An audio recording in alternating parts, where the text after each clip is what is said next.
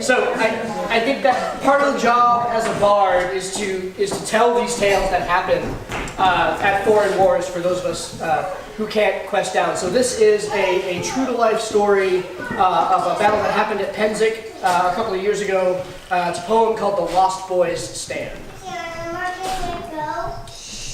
Fires call for bards to sing and share our stories of distant realms. The battle of battles and wars, of queens and kings, the clash of swords, the shine of helms.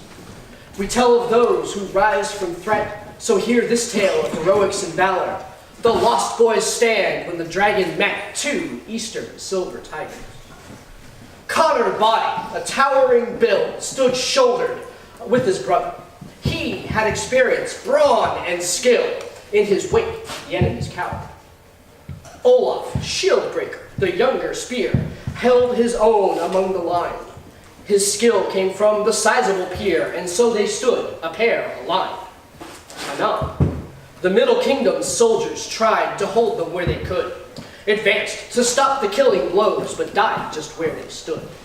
Stout Olaf shot his arms into the first line he could see, while tall Connor shot his through the fighters in line 3. So far his reach, so dread his aim, no rank nor file held their guard. For every middle shield the same fate was met on his shard. Foe by foe, all were put down from these two silver tigers. A unit ran across the town to try to end the slaughter. Stood they strong and side by side as stormed the troops ahead. The line advanced, now 2 on 5. They feared they would be dead.